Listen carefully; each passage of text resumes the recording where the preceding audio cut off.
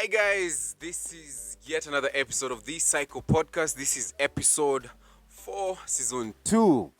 And I know I'm normally with my usual friends, Nyawera and Wanjiru, na tunakwanga probably in an enclosed place, some random place. But Leo, niko na mheshimiwa herself. Give it up for Suzanne Lengewa. Ooh, drum rolls.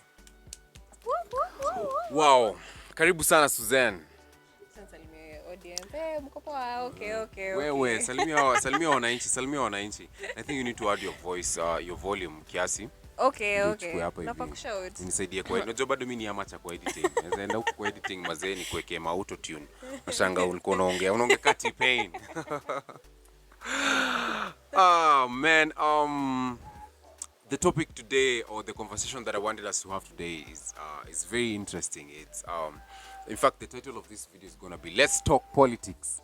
Kwa sababu tumekuwa tukibonga hapa hivi, what do women want and what do men want, and what do my friends want and what does my pastor want, you get? But I think it's high time. I don't even know how this video will be received. Kwa sababu wasi wajazoea vitu serious na vitu zina affect life yao. Like wasi huko wamefocus on every other thing. Like leo ukiamua ku drop tea on somebody, you'll have like almost 100,000 people waiting for that tea. Guilty. But ukisema uko na policy fulani unataka kumake leo, not even 10 people maze. Yeah, man. So today I wanted us to have a conversation about politics and about leadership and how it affects us and what's our role in all this. I'll see you. So I went out and I was actually looking for some of the best politicians or some of the best leaders that we have in our generation. So nikaanza na Nigeria, siku get msee, nikaenda Algeria, siku get msee. Uganda kwanza hata net ilikuwa imefungwa. Let's not even get to TZ. And then I finally landed in Kenya and I decided to give a call to my very, very good friend, Suzanne Silantoi Lengewa. So for those who don't know who Suzanne is, I think, do I say a former? I can't say former, but she actually ran for the senatorial seat. Unajua nimeongeza hiyo Oriol kwa sababu ya gubernatorial, but I don't know if senatorial, yeah. Imagine Suzanne actually ran for the senatorial seat in 2017. And you garnered how many votes? Over 32,000 votes. 32,000. What 32,000 ni wangapi? Wanatushanga maybe Nyayo Stadium, mama Kasarani. Kasarani hata ina hold cast 10k. I don't think we've got 30k. Anyway, maybe Kasarani mara tatu. Yeah. Basically 32,000 ni like the whole population of the Samburu community in Kenya. Nongembaya Ben. I'm also throwing jabs because Suzy is from Samburu, representing Samburu. Probably nasikia throw shade at the Samburu people, but watanikujia kwa comment section. Unajua wanakujia na spears. Watu watatu hapo kwa section, kwa comment section. Kujia sijui matusi ni msia na maze from sijui wapi inakuja straight to your bedroom, you get.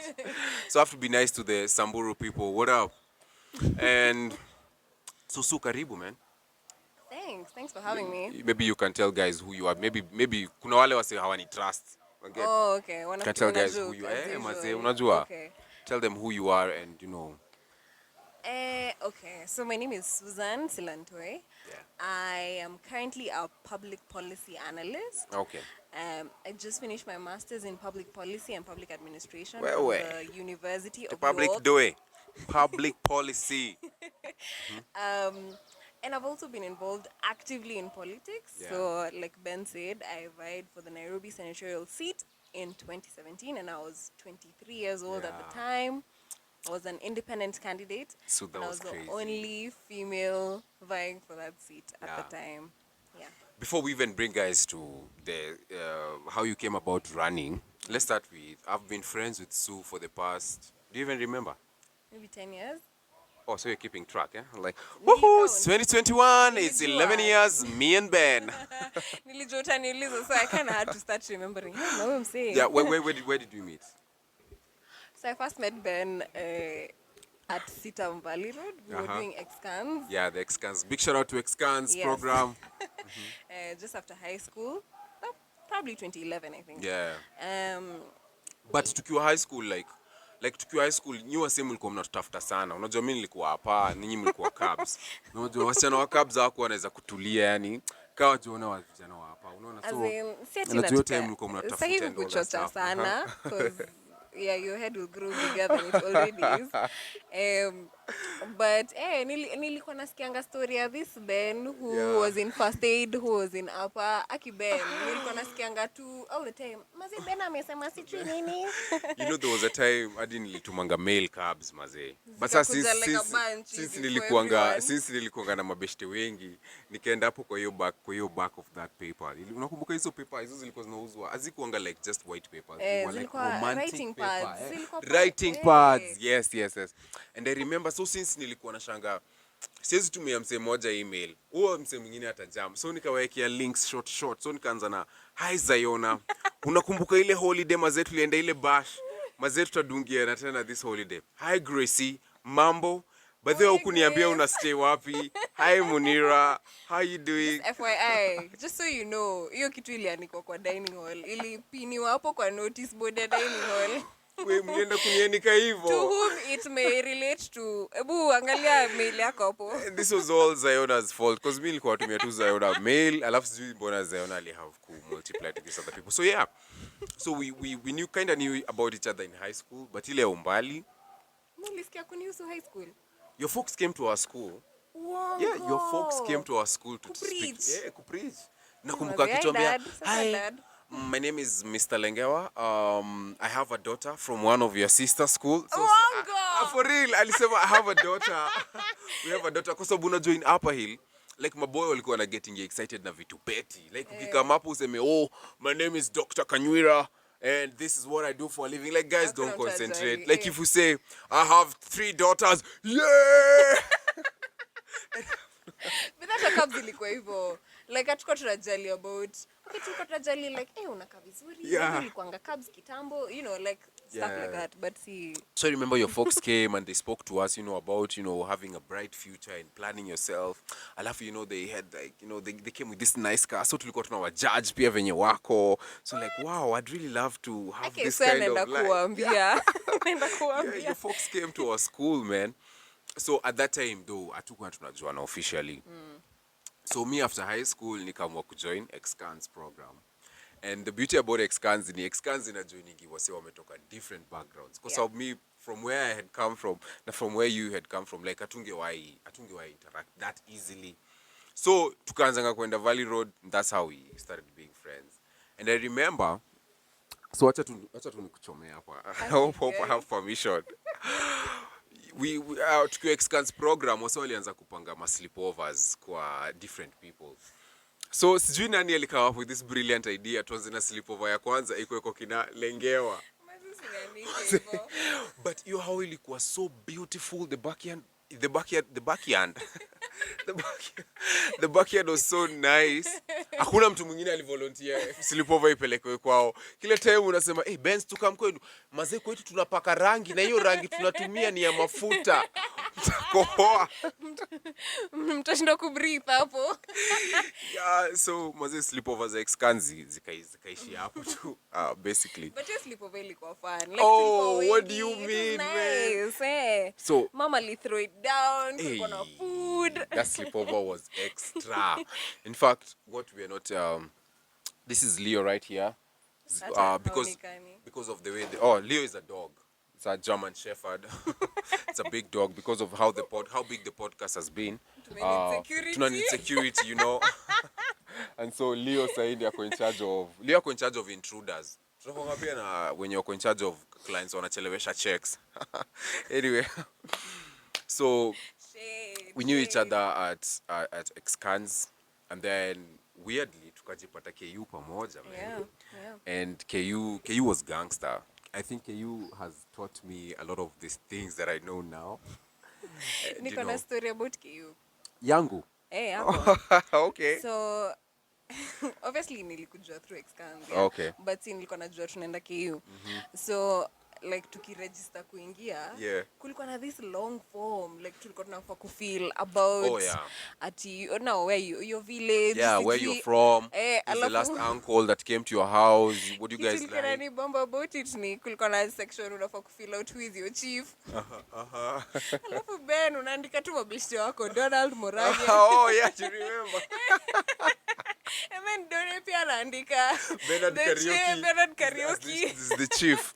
I mean, it was so weird kwa sababu I think hata niliambia parents wangu hiyo story alafu I understand mbona ni funny. Niko tu yani seriously mbona wanaandika majina za each other. KU ilikuwa inatuliza. Mimi nilitafuta my actual chief. Wait, ulimpataje Samburu? By the way, Sue is from Samburu.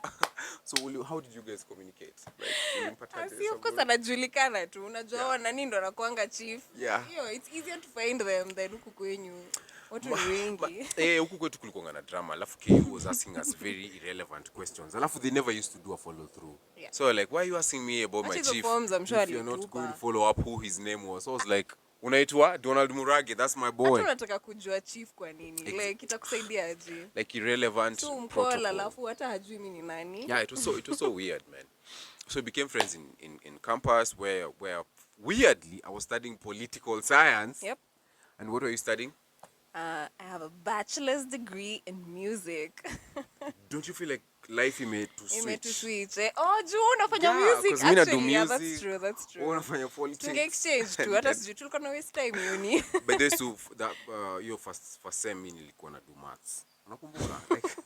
Like tuliingia KU tuko like who? Why are people so lazy here? I'm ready to work hard and be faithful. And then tukachukua maths, then I dropped it by second sem very fast mapema. Okay, but honestly Ben, uli change courses mara ngapi? Mimi hata sikumbuki. Niko tu nakufuata in a different department every time. Oh, okay, uko hapa sasa. Okay, sawa. So is one of those friends who yani alikuwa na attend classes only, well considering music class ilikuwa na only 4 people, like wangetoshea tu kwa noya lecturer hata mngenidi kushinda mkusumbua. Najua di kwenyu usipokam class. Like una get like anaweza washikia lunch unacheki. Actually alikuwa anatushikia lunch baby. Oh, for real? That's for real. Maze, our classes used to have so many people because now mimi nilikuwa nafanya Bachelor of Arts. So nikaanza eventually ama like at the beginning. No, even at the beginning. Even Bachelor of Arts had so many things. Kuna geography.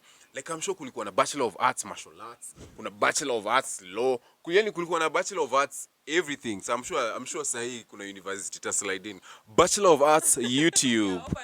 Nearer the subscribers. Bachelor of Arts YouTube. So Bachelor of Arts literally would have everyone. Yeah. Na nakumbuka mazee class ilikuwa na like 300 people. Like kuna so many times I never knew who my lecturer was kwa sababu nika concert unajua like anaingia mikono juu hell. So yeah, that's weird. So we went through the same campo. Then after campo is when you decided to run for Senate. Not immediately after, by the way. Like maybe 2 years after campus. You want me to go ahead and so like how did that decision ya run for Senate come about? Ili kama paji. So was it a dare? Like Sue, wacha nikushow. Mimi naweza run for governor alafu Sue akapa. Mimi naweza run for Senate. Wacha tuone. Kwani naongeanga hivyo? Sure. Yeah, kwani usikie. Mimi naitwa Suzanne Silantoy, natoka Samburu. Okay. Nilimaliza shule. Yeah. And then I got into the NGO space. So nilikuwa na work na Ministry of Health, yeah, through work. So I interacted a lot with the public health sector. Yeah. Na sijui kama unaweza kumbuka, but anyway, in 2017 kulikuwa na like 3 months of a doctor's strike. Oh, but that's Kenya almost every single and then another strike. The doctors actually on Monday. Anyway. Oh, for real? Yeah. Okay. Anyway. See. And then there was another 3 months of a nurses strike. So kulikuwa na 3 months strike ya nurses, kulikuwa na 3 months strike ya doctors. So basically hospitals were closed for 6 months. So you decided to step in as a doctor. Nikaona since siwezi kwa daktari wa kila mtu. Basic information ya biology. Like najua lungs zinakuanga hapa. Sina toalama, mnataka nini nyingine? Si inaitwa nini? Auricle na ventricles. Anyway, so like ilikuwa the hospitals were closed for 6 months. Yeah. And Hospitals at the were time, closed for 6 months. Closed, like shut. Like hakukuwa na mtu Wow. hosi. So at that time si biashara ya waganga ilivuma sana.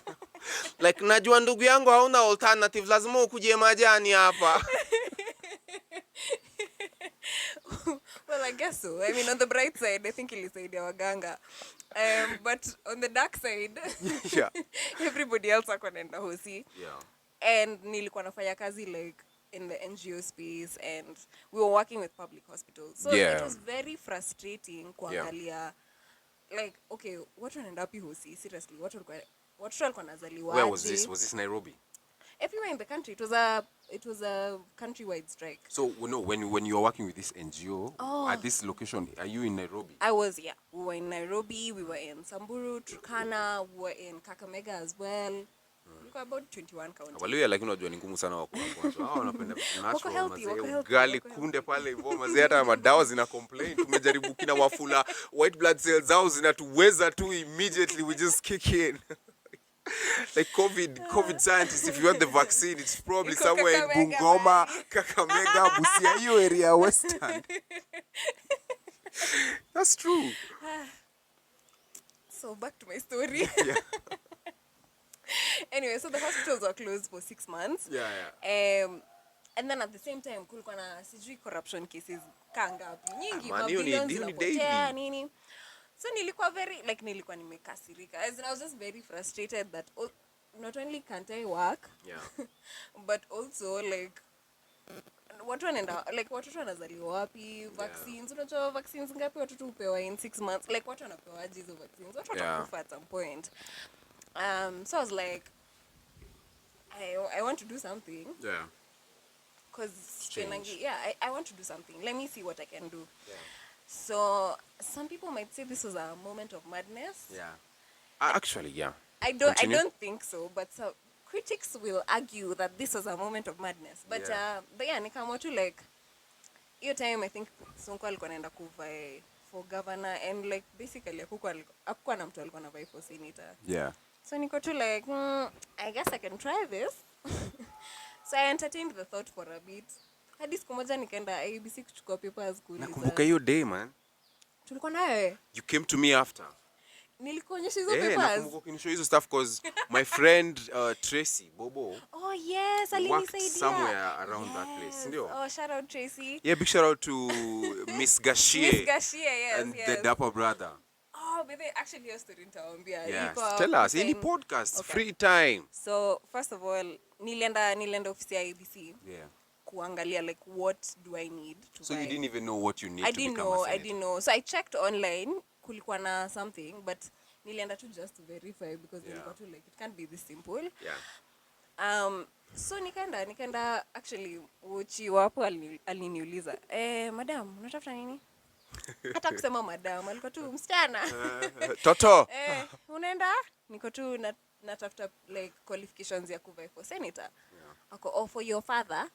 Ako tu, no, for that's me, what he for said. me. Ako tu, for your father. Ako tu, like for me. Yeah. Uko na ID, madam. Then aliniuliza hivyo, niko na hadi I had to show him. Yeah. Do you feel like if it was a dude, angeuliza the same question? I mean, it doesn't help that I'm tiny.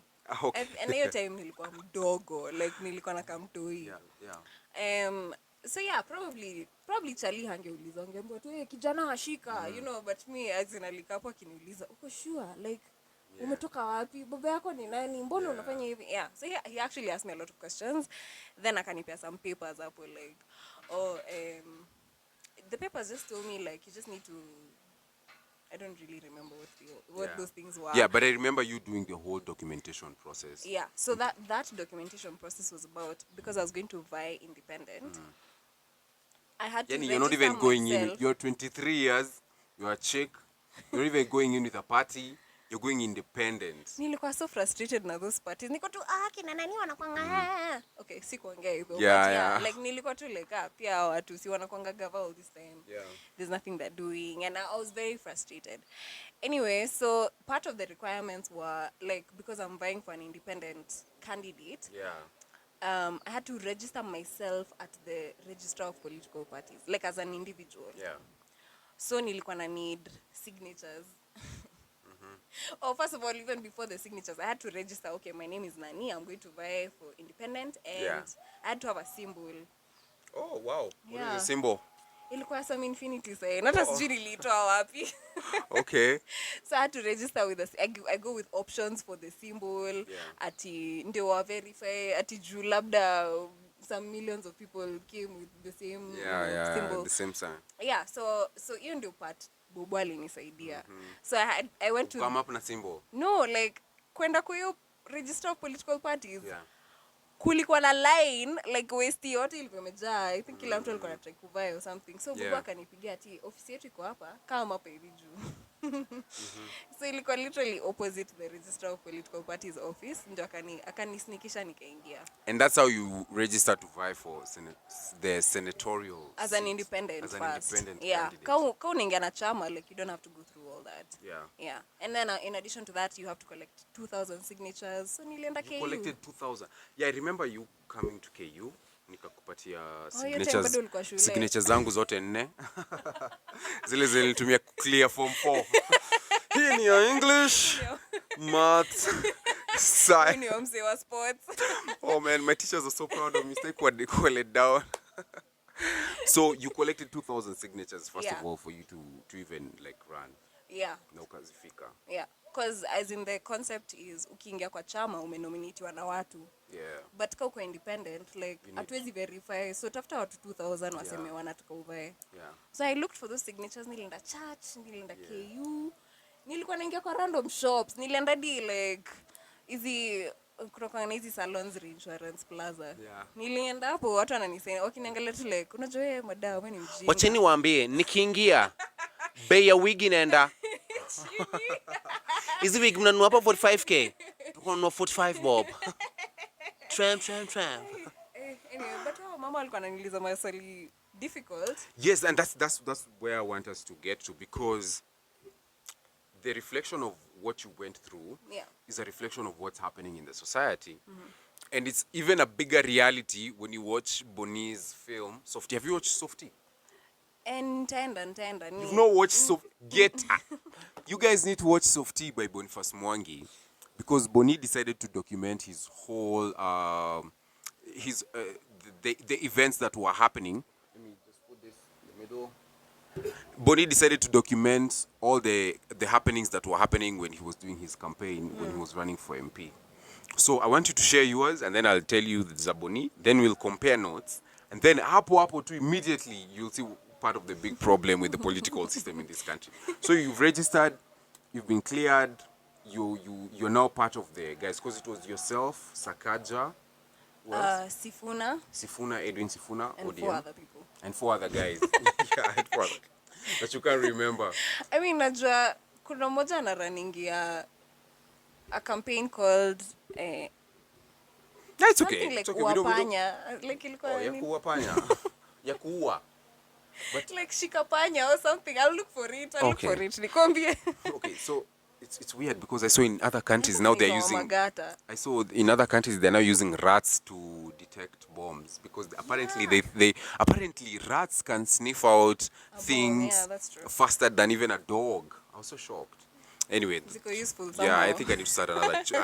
We need to start another channel for just weird facts and weird whatever, just for weirdos, You should probably do that, baby. Like one episode uko tu like leo tunaongea tu about random facts. By the way, did you know a rat can help you sniff out this and this and this? Anyway. No, even dogs can sniff out corona. I don't know for if you real? saw that. Yeah, so like there's some airports wanaeka like dogs, sniffer dogs kusniff ka uko na corona. Nangoja tu kisneeze like, hoo. That one. Get him out. Inakuuma, like inakutoa tu. So you started how was the campaign process for you? Okay, so first it had to start with me telling my people now, like my family, my friends, whatever. And I can tell you all your exes, I'm like, hey, niaje bro, najua tu kumaliza fiti, but let's just do this for the country. Patriotism, amigos. So I had to tell my people, like, and half that time was me convincing them that I'm serious. Ilikuwa uko sure? Ati kwanza I went for a family gathering. Yeah. Na kwa familia yetu si uko na hii kitu ya like you talk about what's happening in your life nini hivyo like tunaongeanga. So ikafika tani yangu mimi nikasema niko poa ni and also never for saying it. Yeah. Wako tu okay, moving on. Wow, Senator KU. Hata kuna mtu sijui kama walikuwa nasikiza wako tu. Okay, sawa. Anyway, then now when they like I don't know why for some reason people took interest in my candidature and now when they started seeing more of me they were like yani ulikuwa for real kumbe ulikuwa so it was me just being like yeah Now they're just bragging all over. But they wacheni waambie msinichukuliange hivi huu ni kazini yangu mnataka nimpigie. I know those moments. But anyway like even when they like when now they realize kumbe they walikuwa serious now they said like you know real my family was very supportive. I think they were like my core support system and my friends as well. So that was interesting. So telling them was the first step. And then nikaanza kutafuta like okay so mtu anafanyanga campaign aje. Yeah, you didn't even know about how to go about running a campaign and all that stuff. I didn't know. However like those there's some NGOs that do trainings for people to like know okay unafanyangaje campaign and all that. So I was called for one and nikaona okay so I need a team so ninafanya nini whatever I could crowdfund whatever so they gave me like some sort of a background of what to do. Yeah. Then now I looked for some people. Actually my candidature was very not to mean spiritual, not to sound spiritual, but it was very miraculous in a lot of ways. Yeah. Because so one person who I used to work with had that, so you're vying. But then I know a guy who does billboards. So I get into contact with the billboard guy. Yeah, I remember seeing your billboard. I was actually number 3 Apple Globe. Yes, I was so like, the one at Globe, like yeah. you know, I'm just like, nishalipa, nishapatia na so nangoja change yangu ya mbao. So nashinda tu nikiangalia conductor, but katika hiyo harakati ya kuangalia conductor niko na billboard, you know. And you know, when you are so excited but you can't tell the other people because I'm juani. Unasikia tu kushow mtu. Man, anyway, you get. Yeah. Anyway, so one of the guys I worked with was like, but then I know someone who does billboards. Okay, nikapata number mse. Then mtu akaniambia, but then najua mtu anasaidianga watu ku campaign pia. So I got into contact with that person and then that's how I made a team like for the ground because wezi and like you have to have people from every place. Yeah. So that's how I got into contact with this person and Mwangi. But they shout out Mwangi, sijui kama unaona. So then Mwangi connected me with like other people and that's how like now I could start my campaign. So basically ilikuwa always just show up ati umekuja tu kuongea na watu wewe ni nani? Ni mimi ndio watu wanataka. Wewe ni nani? You can just show up. So now Mwangi is the one who's telling me okay so if you want to go to this place like we have to get into contact with people from there. And then they are the ones who organize the campaign for you. Sorry to cut you short. And people from there, you're talking about, like, let's say if you're going to campaign in Roysambu, or you're going to campaign in Dandora, or you're going to campaign in Kawangware. Yes. So you always have to talk to guys over there. I have to talk to, like, their gatekeepers in this, like, especially in Nairobi. Cartels are all over. Wako wengi. So you have to talk to one of the people there, then they give you security or whatever, and then you give them lunch or something. It reminds me of the days we'd perform at UN, and you're paying like 75 people just to give you security. Like, at least even if your event goes south, you're assured of 75 guys. Yeah, what are on your side. Yeah, so that's similar concept. So I'd go there, and then my campaign was pretty much a door-to-door campaign kind of thing. So the very first place I went to was Kibera. Wow, that was gangster. Me najua Kibera because like I was in cabs, like we used to live somewhere near there. Like I've been to that place a couple of times. So I was like, hey, this is familiar territory. Wase wa Woodley wakisema wanajua Kibera unishangaza tu kila saa. Mi si mtu wa Woodley. No, but you know cabs iko Woodley. So like cabs iko Kibera. But imagine watu walikuwa wanatuchongoa ati Moi Girls Kibera. So of course lazima we throw shade. We have to throw shade. But deep down you know these chicks are bougie. They're not necessarily from Kibich. Yeah. I get what you mean. Yeah. So anyway, my very first campaign was in Kibra and I walked in. Nakumbuka tu kufeel like I just felt oh my god, like this is a very big problem. Like for once nilifikiria, I think I got there thinking, okay, this is actually my problem to fix. This is what I'm telling them I'm going to fix. Yeah. And I looked at that place and I was very overwhelmed. Like, CJ Angalia in that lens. Like, Yeah. okay, this is your responsibility now. So also, were you like a speaker in front of so many people before? Like, is it something you were so used to? Is it like, let's say in KU, once in a while you'd come make announcement like, hello, economics school, you will not be using the thicker road, nini, mtakuwa mnatumia ya Kahawa West, because you know KU was huge. Yeah. So is it, or maybe let's say in church, like were you like were you a public speaker, or this is just something you were like, you know what, I want to run for this, and you threw yourself into the deep end? I wasn't necessarily ever a public speaker. Yeah. But I also wasn't shy. Like, if I found myself in a situation where I needed to talk to someone, I would do it. Like, it wasn't. Yeah. I'm very extroverted as a person. Yeah, you are very. So it's not a very big deal. But that's, I could never have imagined the scale that politics would have.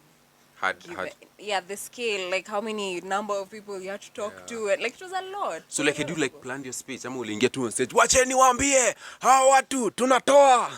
You know, Because that's how I always assume, if you want to talk to the masses, that it's a campaign, that's how you speak. First of all, myth number one, whenever you campaign, there'll always be a large crowd. That is a lie. Oh, okay. Most of the time, nilikuwa naongea na watu tu hivi, like one-on-one. Yeah, so there was only like one time. Oh yeah, I can give you a story. There's only one time that I spoke to like a crowd-ish. Tulikuwa And how much had you paid that crowd to show up? Tulikuwa Isli. And then I was just doing my usual thing. Like, I'd show up in places like markets, places kuna like a few more people. So that I don't have to go at house by house. You know? It was just a strategic thing. So this one time, we went to a market in Isli. And then it happened to be right next to where gari ya miraa inakujanga. Yeah. So kulikuwa na watu wengi hapo wanangoja. Kujia jaba. Kulikuwa na watu wengi hapo wanangoja hiyo gari ya miraa. So the funny thing is like watu walikuwa wamekaa wana mind their own business au wanangoja hiyo gari. So tulikuwa tunaenda na Mwangi kila mahali. So Mwangi akaniambia si wange na umsi. Niko okay sawa, nikaenda nikamwambia. Sasa I used to walk around with flyers. Speak up, I don't know if the mic is speaking you. Yeah. I used to walk around with flyers. So nikaenda tu nikamwambia umse, niaje sasa mimi nadai for Senate, naitwa nani, and this is my flyer. Naweza taka sana univotie. Ako tu, ati unasimama. Ebu kama. Ati unasimama? Ati unasimama wapi? Unataka kuwa senator wapi? Sote uza jaba No, like he was very surprised, like ati unasimama. Ebu kama.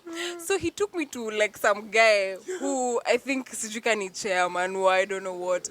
Ako tu ati udem anataka kusimama. Ati udem anasimama na anatuomba kura.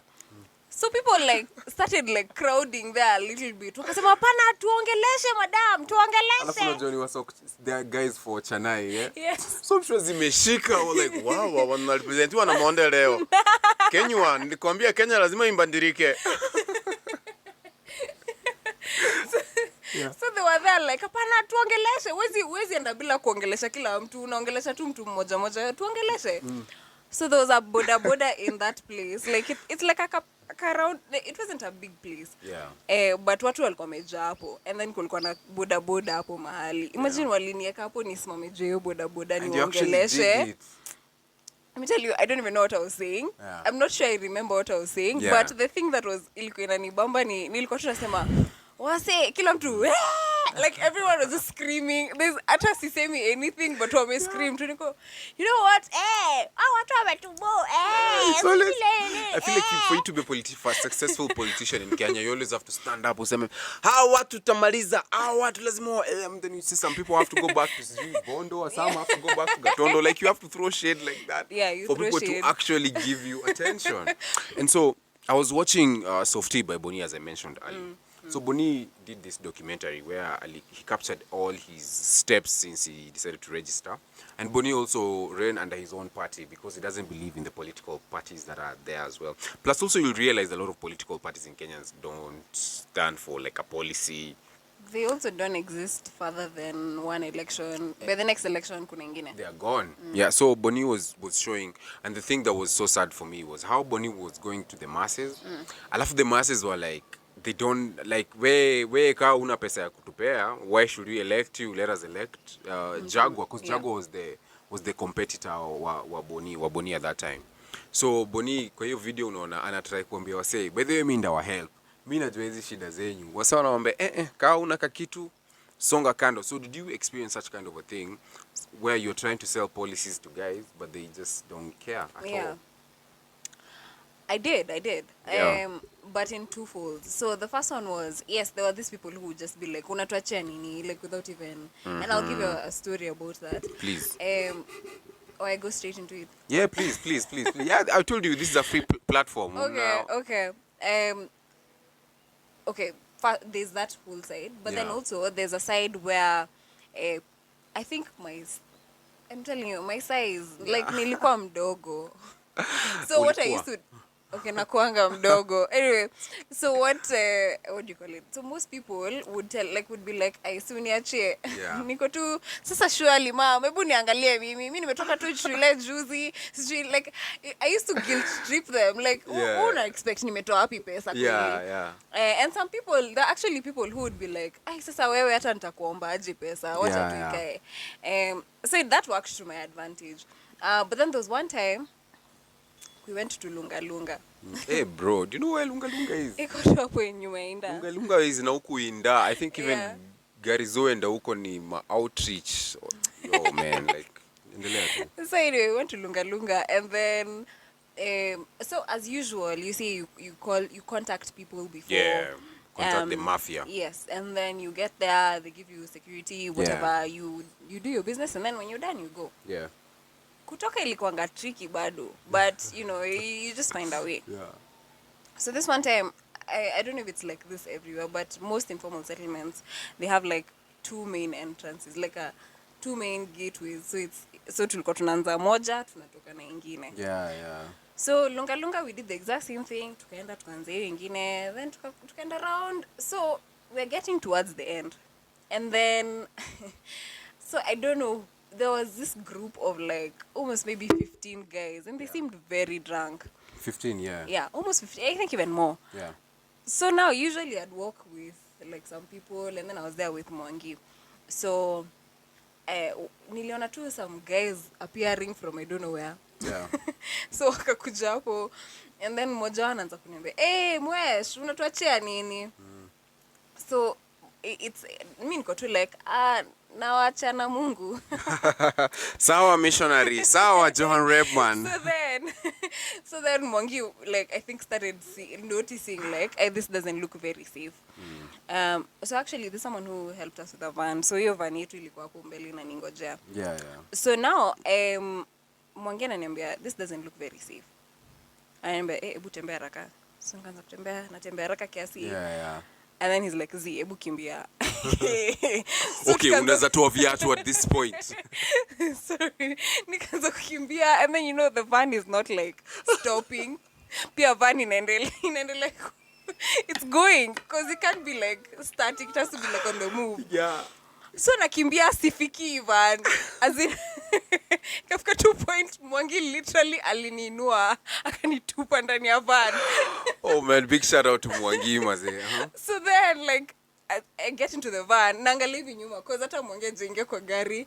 Naangalia hivi nyuma naona like watu wanakimbia after us. Yeah.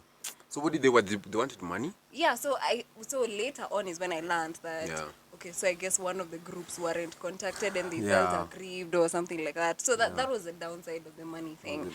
And now that I've had this story, this political story, the question I'd like to ask you, because most of the guys who watch this are young guys. Most guys, most probably they don't even follow up with politics. Yeah. Wengine hata BBI tu wanaisikia tu. I'm like, oh my God, what is this BBI? Do I need to subscribe? Like no, no, Jacinta. You need to sign up and send in your signature. You get. So, what role do you think the kawaida guys, especially the ones who are watching wase wanakwanga on Instagram, Twitter, what role do you think they have to play in this whole political system? Do you think we even stand a chance in changing anything? Yeah. First, just to say that I'm not Yeah. here to bash you that, oh, it's your fault, you're not getting I'm it. here to bash you. Me, I'm not bashing you. And I feel like the reason why a lot of young people check out is because every time you listen to a political conversation, it's very frustrating. All you hear is, this is going wrong, this is going wrong, and it's your fault for not trying to do anything.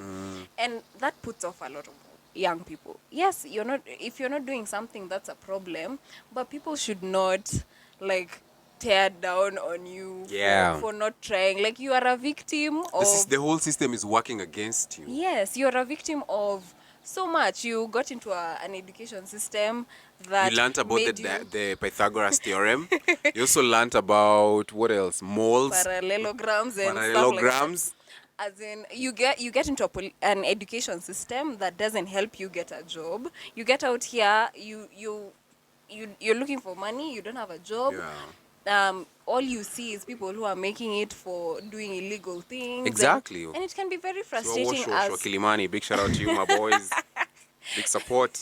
And it's very frustrating as a young person to even try to get involved in this thing, because as soon as you get involved in it, what is the government telling you? It's your fault you're unemployed. You're not even an entrepreneur. Tumekupatia sijui nini. We can't keep spoon feeding you. You know, the government keeps telling you that. And it's very unfair. And I understand why a lot of young people don't get involved in this. But not getting involved in it doesn't solve your problem. It doesn't help anyone. So how can guys be a part of at least a change? Yeah. A hashtags working is a retweet, because unajua mimi mufanya mazeni kiona kitu patriotic, njugusha kisha post pale hivyo kitu yenyewe najua ni patriotic, lazima ni retweet na na feel I've done my loyalty pledge to the country, you know. But is that all that I can do? Is there more that I can do that doesn't involve, you know, me going out to the streets na kutukana wase kadhaa fulani ama nakimbizwa? Unataka go to the streets? Kwa sababu na feeling hiyo ya streets It's a lot. iko already pia iko engineered na ina work na do, because wase wenye wako jobless ni more than wase wenye wako na job. So mi nikienda kwa street ku fight for a cause, kuna 1,000 other guys wamelipwa just to cause chaos. Yeah. So we've lost before we even started. Okay. So I think there are multiple things you can definitely do. And one of them is going on the streets to cause pressure. You know, like a lot of things that have happened in the country have been because of like street protests and like something like when Even Moi was Uhuru in Park. power. Those things. Even when Moi was in power, they were trying to introduce a multi-party in 1992. It was because of like civic unrest and people going to the streets. So that plays a role, and it's important. But then, like, it's not for everybody, and people should not feel guilty for not doing it. Yeah. Secondly, the thing you can be like me. You can buy. Wow. Unakimbia huko lunga lunga. That's one thing you can. Like, so that's so funny seeing you. You know, it starts like mnaanza. Okay, basi wase tutaonana baadaye. So you start mnaanza na kutembea. Then ukiongeza pace and then you know.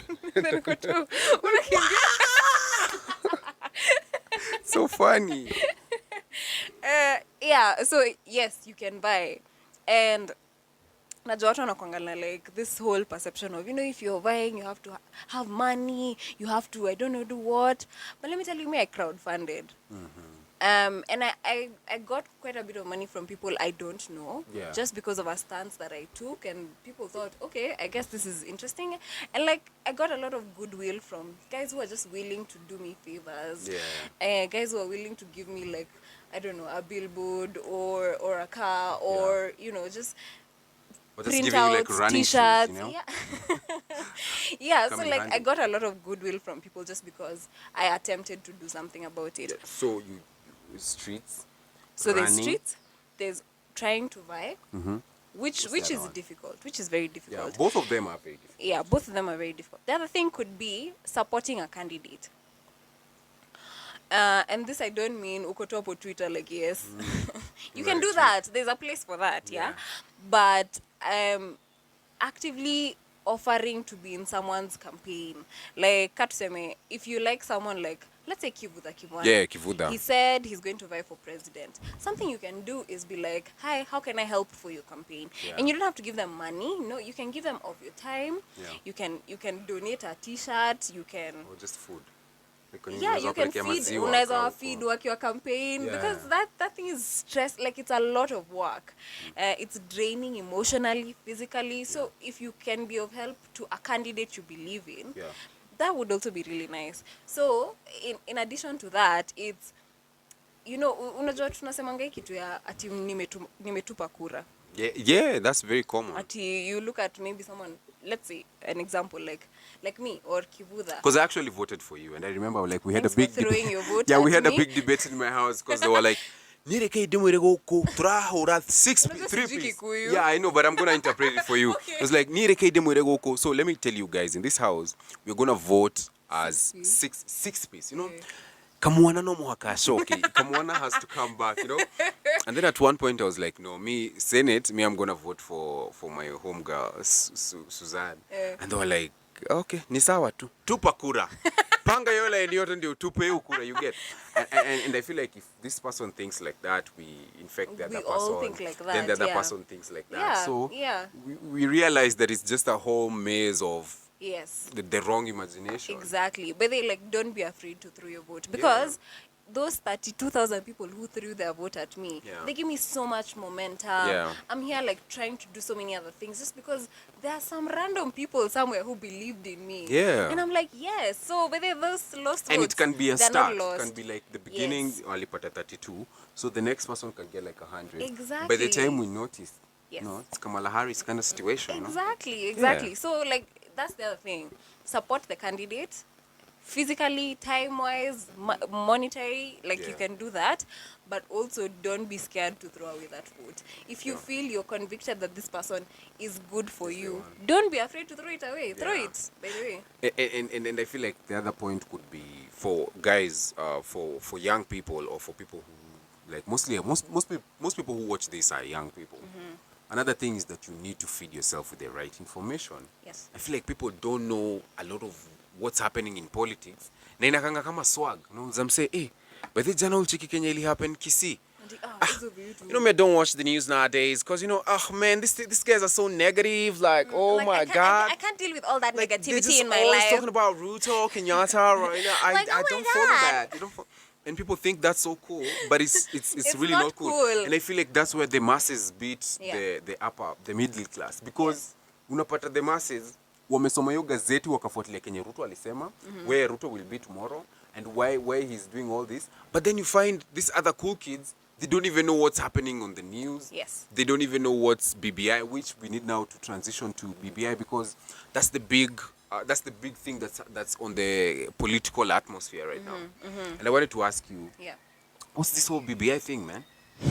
And do I really need to vote for it? And where, you know, one time nasikianga tena tutenda referendum, then one time nasikia ni signatures, then tena nasikia hizo signatures ni online, then one time nasikia tena kuna police alitupa signatures. Did you see that? There was a cop who actually just stole all the signatures that people had signed. So what's this whole BBI thing, man? Okay, I'll start with the information bit. Yeah. And I think we're very lucky to have been brought up in an information age. So there's information everywhere. You just need to be proactive to look for it. But also, like, it's not... A lot of political information in our country has been very either politicized. So whatever you hear, as long as ni Ruto alisema, as an agenda, ni mbaya. As long as ni Raila alisema, ni mbaya. As long as ni, you know, like... You won't even listen to the message. It's just a political thing now. It's like, who you're on agenda yake, which is very sad, but that's the case. And also the other thing is, political information has been made so difficult to access in terms of, kuna like a lot of information that you'll find, maybe people even in the media doing interviews trying to explain some things, but wanaongea about nini atujui, because they're not trying to talk to us. Like wanakuonyesha mimi najua na we haujui. Exactly. It's not easy to understand. It's very far off. Like imekuwa tu okay ni akina nani. But I feel like guys are just not actively looking for that info. For example, you have a channel which we are going to talk about later on in more details, and I'm going to share the link as well in the description box. Is that you have a channel where you are educating guys about I remember the first time you were teaching us about the revenue bill and why there was a standoff in Parliament, in Senate, between your revenue bill. And you know, it might look like it's something that doesn't affect you until upeleke one of your relatives to hospital, or pia wewe uende hosi na unaambiwa you can't be given these services because there's a standoff in nurses have not been paid because the government has not released the money to the counties. When you look at even like this whole Sonko story, there's some money that has not been released for such a long time. My mom is always, because she works for the county, she's always like complaining how they've not been paid on time, they're not being sorted on time. So on one hand you can look at it as ile stuff in affect wale wase wako huko, but the moment it starts hitting closer home, especially with specific sectors like health, education, man. In fact, we have so much to talk about because we have the university fees being tripled. HELB loan is being downsized. You see, I'm sure even some people who are watching this don't know that information yet. So about this whole information thing, how do you go about it? How do we get the right information? And where do we even get it? So to begin with, and I think this is like, it's weird, but imagine watch the news. Like watch the news. Okay, if you can't watch the news, get on your social medias and follow these media companies and listen to, like, just check out what they've put in that tweet and just see, because they'll always give you a small caption if and you're interested not more. the headline. Not the headline. But we were living in times where people just read the headline. Now they're ready for even a political interview. They even read Yani Aliona too. This is happening. They're ready to. They've already have their conclusion. I feel like you need to, because personally I watch the news I have to watch the news. Home. Even I grew up in a house where we have to watch the news. My mom used to be like, lazima muangalie news. Siku moja utaamka upate watu walihama Kenya na hujui. Soko TZ Kenya inaoshwa. Like can we actually do that? Inaoshwa. Kila mtu ako UG. Unarudi moja. Actually there's a tweet like that. Like, time elections when like the votes were being counted slowly, and then someone suggested on Twitter, ama tuende tu si wote UG tukuje moja mkitu count. When you want to vote your umse.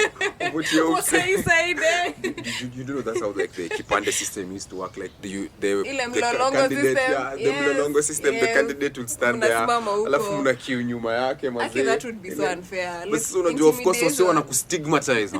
Na ulikunywa ile soda nilikamio Roisani kakubaia na bado uko kwa hiyo line. There's so much drama. But where was I? Where am I? We're talking about news and like reading the information. We need to make it a point to read the news, because the moment I also started like feeding myself with this information in full, I started realizing where the loopholes were. I'm a musician. I'm in the music sector, and I've also seen where the loopholes are in music. Most musicians have no clue whatsoever what happens with the policies that are being made, or how to go about changing them. So unapata tu msee akona like 2 million views na yeye ufurahia tu vibes. They just like vibes. Anapenda tu events, ma selfie, ma video. Msee atajui what's happening. They don't even know what government has done in kwa policies, and that's how most of us end up getting played. And that's just one sector in music. So let's get into like content creation. Let's get into sports. Let's get into arts. Arts, all those things. You find that you cannot be too cool for news. You have to watch the news, man, so that you can understand what's happening and you're in the know-how. And you can't say that they're too negative. Staki bad vibes. So staki watch hizo vitu. Just tanikasirisha tu bure. Positivity. Usa. Tabu niweke hapo hivyo. Nataka kumeditate, please. I can't. Tabu niweke undercover zone too. You get. It's time for people to be serious about getting the right information. Because our information is so easily available, but people are so shallow because tunafidiwa tu na clickbait. And then like people are, you'll find mtu akiposti like udaku ikipostiwa sasa kila mtu anatafuta. Watu wanakuanga wanoma ku like digging out that. They like uliona venye Wanjiru akufa high five Ben. Wili. Wewe wacha utaona. Na najua Ben kuna kadem kingine niliona like picha yake you get like uko hapo umefuatilia maisha ya Ben, but maisha yako mwenyewe huwezi fuatilia. So like let's talk about BBI like in summary and just give people what is this whole thing, man. Okay. Sasa BBI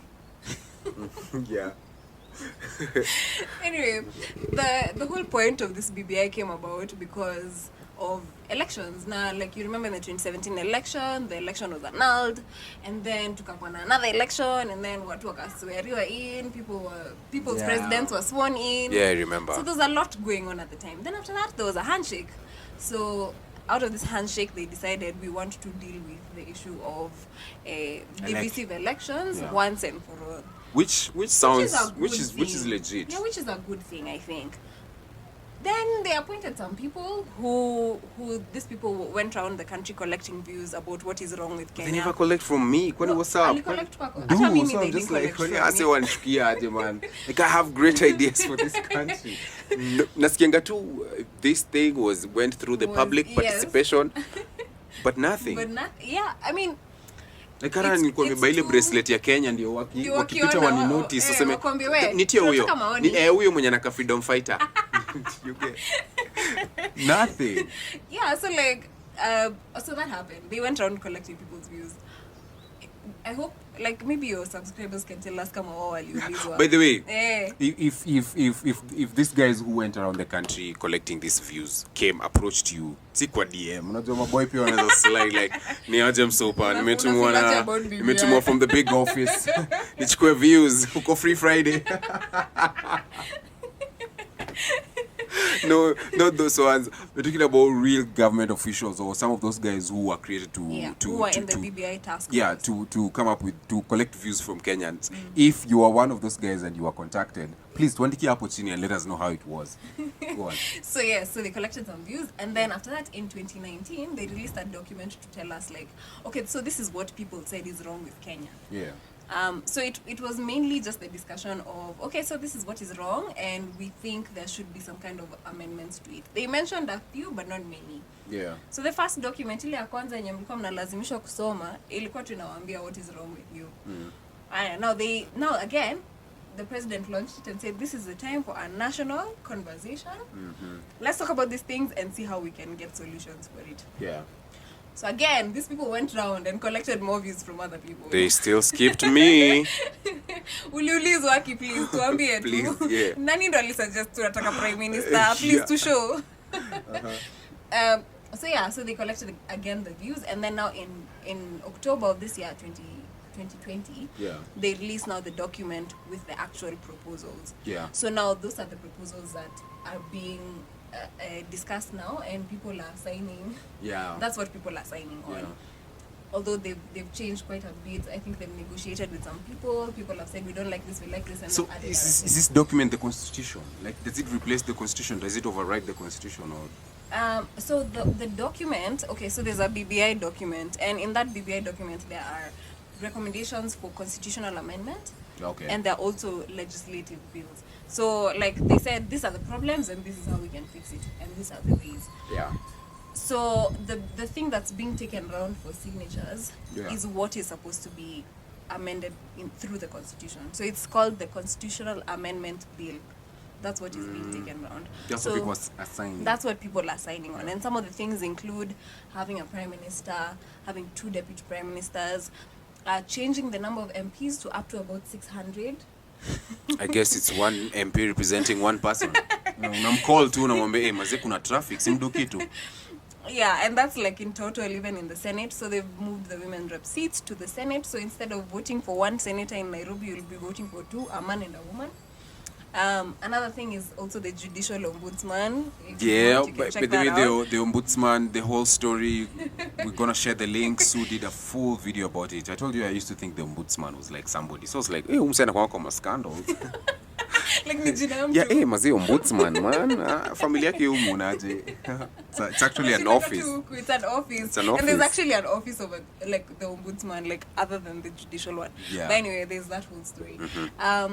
Yeah, so those are some of the amendments that they've put in place that should go through the constitution, and that's what people are signing on.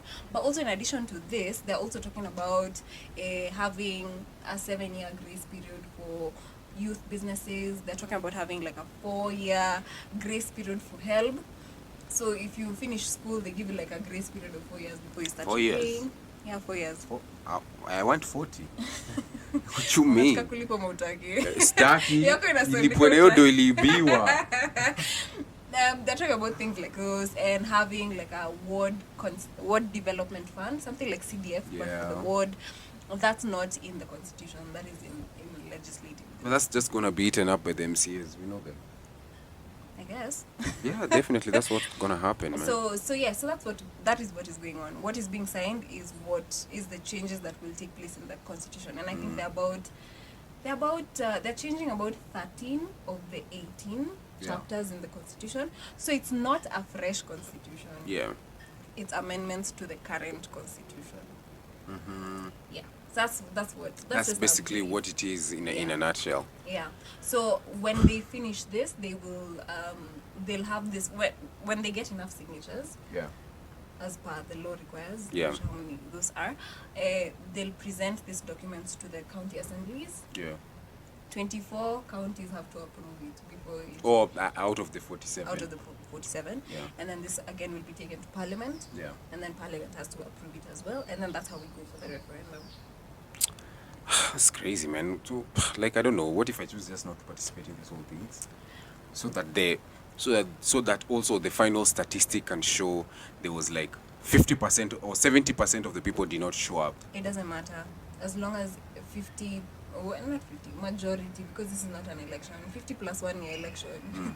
This is just for majority. So, hata kama 30% of the population shows up to vote for it. And out of that 30%, let's say. Okay.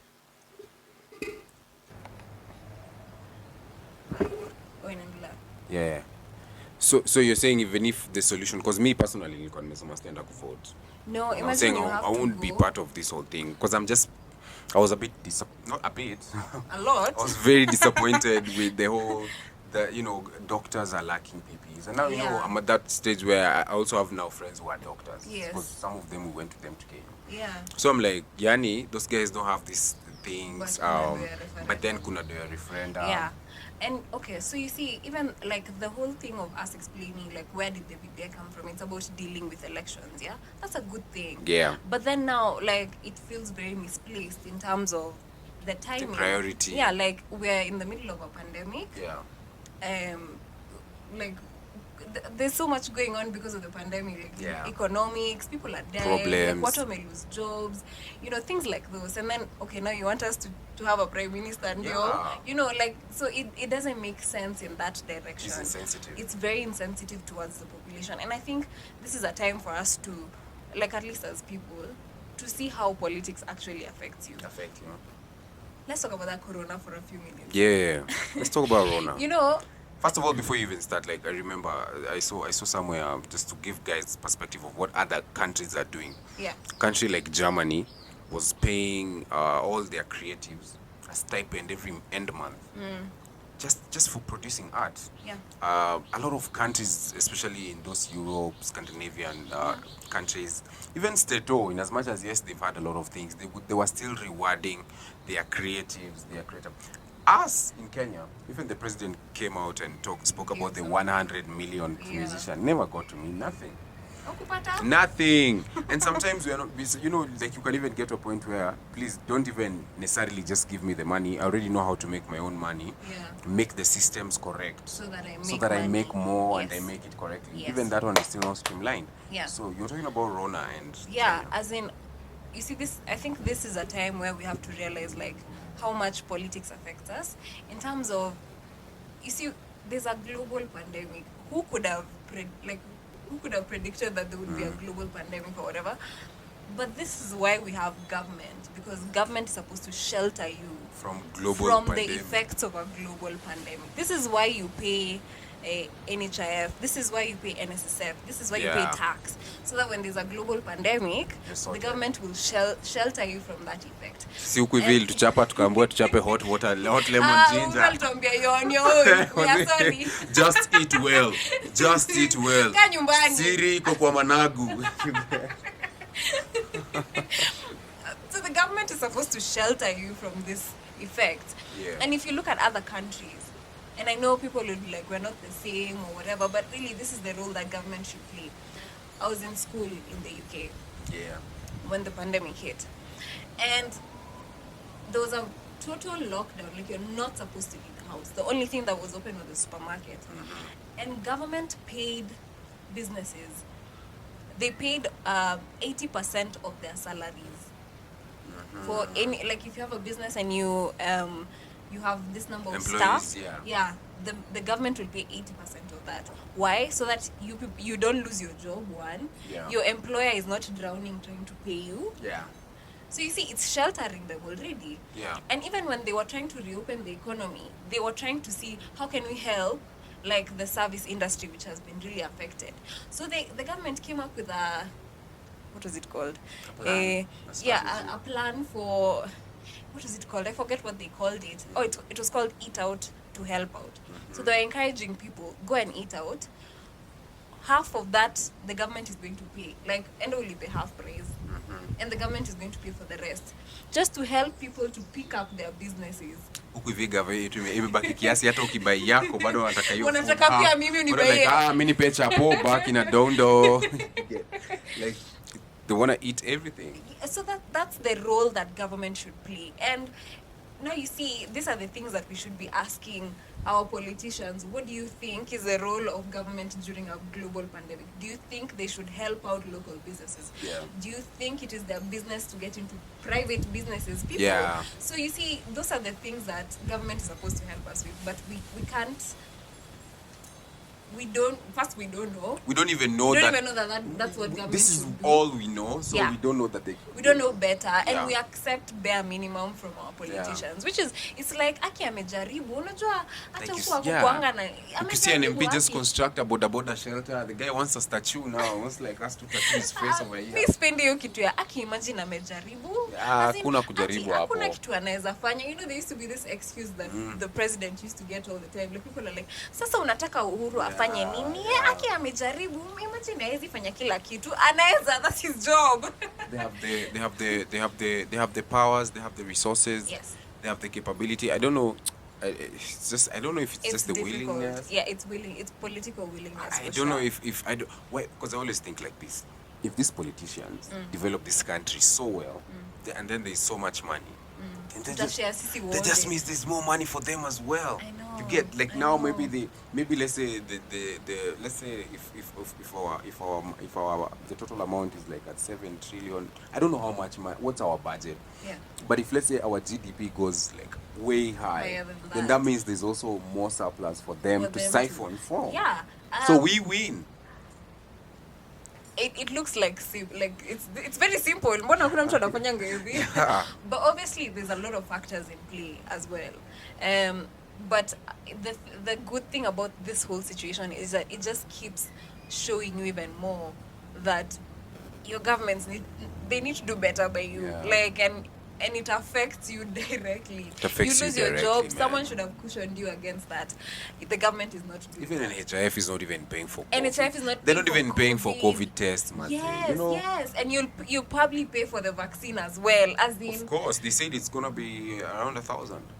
1,000. Yeah, well, that was a headline I also saw somewhere. I didn't even No, open. kusoma I just unaona unatuambia vitu zenye wewe unafanyanga. Move on. Move on. Yeah, but you see, so those are the things. Even now, like, I wish the government was more proactive about getting vaccines than telling us about people.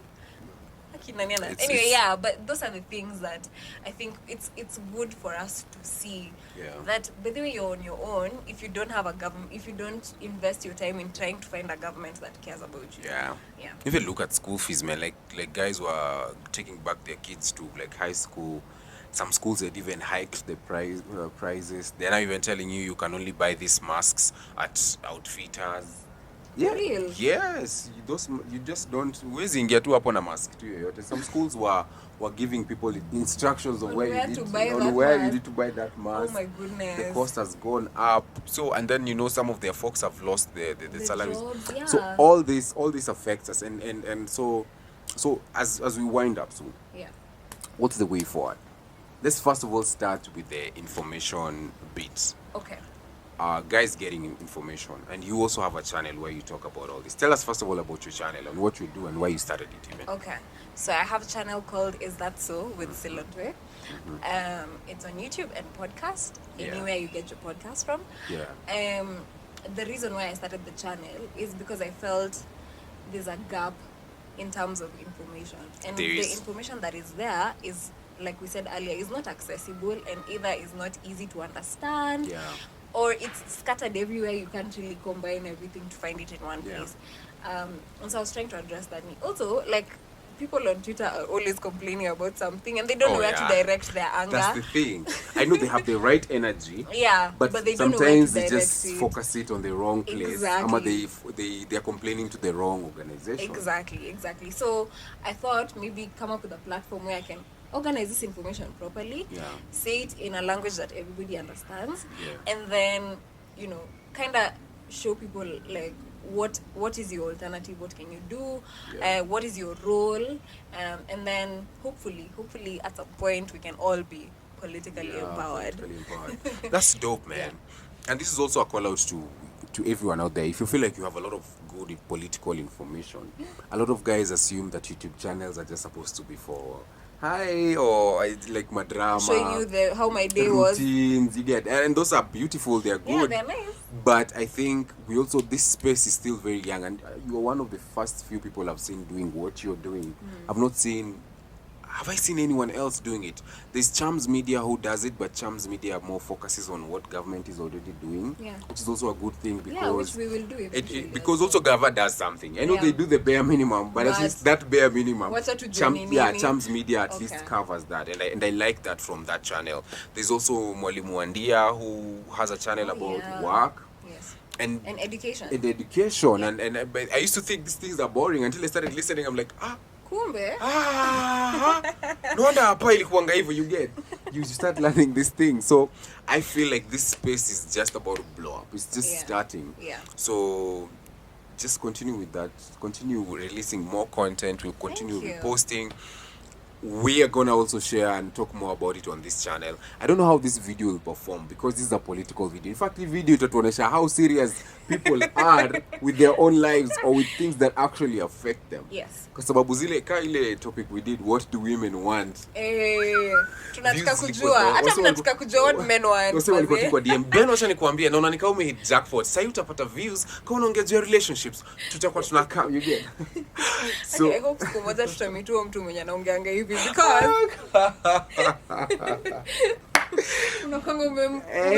that's how Muski understand. Now it's some good feedback. But even when you're talking about serious matters, I think people equally need to be invested, because the quality of politics determines the quality of life. More used to say my siasa mbaya, maisha mbaya, and it's just the truth, man. Do you feel like RIP, man? Moi, man. Do you feel like there's something else I've left out? Do you feel like there's something you want to talk about? You want to maybe a shout out to some of those guys who chased you at Lunga Lunga?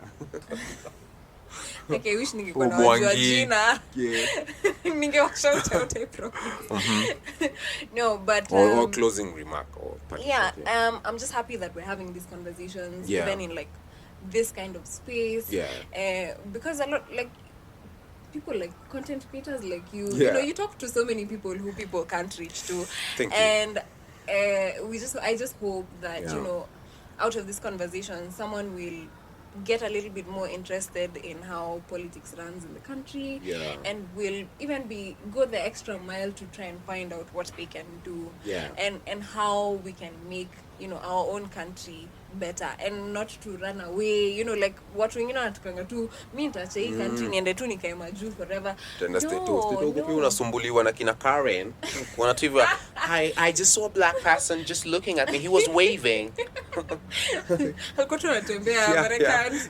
Let's develop our own country. Yeah, because it's your country. Imagine, like, you're gonna have kids, this is where you belong, and it's about time, and for us very to possible. Help. It's very possible to. Even for guys who studied history, you know that Africa was actually, Egypt was the earliest form of civilization. Like Egypt was what Stato is today. That's what Egypt was back then. Na ni hapa tu mbele ya umo. hapo hivi tu ukifuata tu hiyo River Nile juu hivi. Karibu na Jerusalem. Yeah, so it's very possible to take back our country back to greatness. Yes. But then these old guys, they are putting so many bottlenecks, so many red tapes.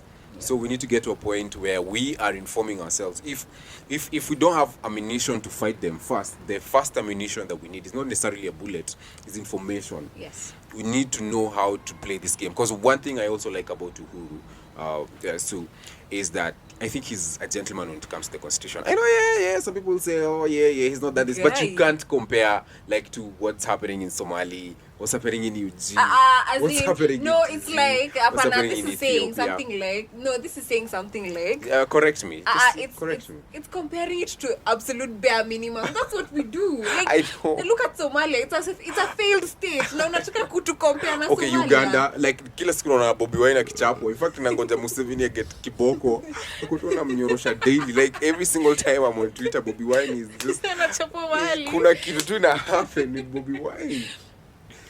I don't think, and this is, even you saying, I feel like Uhuru is the gentleman with the Constitution, is that problem of bare minimum that we expect from people. Okay, and that's true. That's and true that as has well. to change. I mean, there's lots of things that this administration has done in violation of the Constitution directly, there are lots. and therefore, like, this is things that we need to call them out for, rather than being like, unajua at least hatujafika kama Somalia. No, we can't keep nasema, that. sisemi hivyo, nasema if at least we can start from a point of information, Yes. we can get to a point of dialogue. Yes. But the fact that most of us are not necessarily so informed, Yeah. we can't even dialogue with anyone. Yeah. So if we first of all equip ourselves and we understand how the systems work, because yes, the top office controls some things, but you see huku chini pia kuna agencies, government agencies that are not necessarily, oh, that's my security detail. I think there's another Intruder. group of podcasters who are intruding, and kazi yake ni to make sure our IP is protected. And the thing I'm saying is You're saying we come from a point of information. yeah, because for example with story for MCSK, you see shida president. Yeah. The president actually called for a meeting with all the musicians, but most musicians meeting in a president ni selfies. Yeah. Ama kumuuliza tu swali za ufala ama kila mtu anataka kupeleka their own personal agendas. Yes.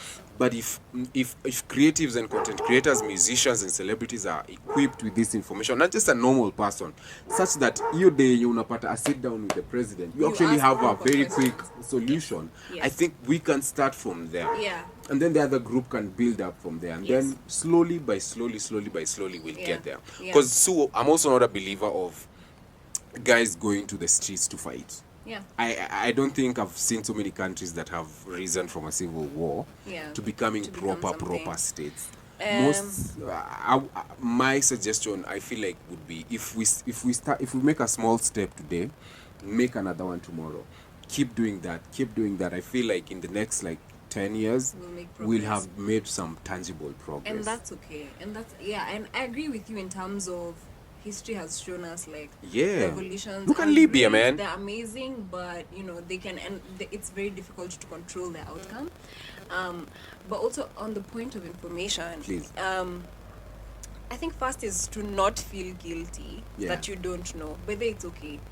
And it's not wrong for you to admit whether sijuangi vitu. It's okay. It's fine that you don't know, but now that you're aware that you don't know, then it would be nice for you to try and seek out that information.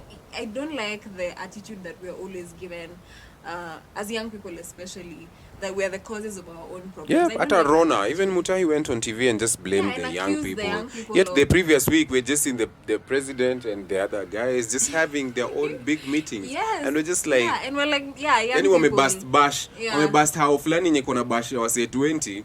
Now that's a lot of news. Yeah, but but the other one in where high guys work, were in yeah. thousands, no one is talking about it. No one is talking about it. Yeah. So first of all, don't feel guilty, and don't feel ashamed to ask when you don't know something. It's okay.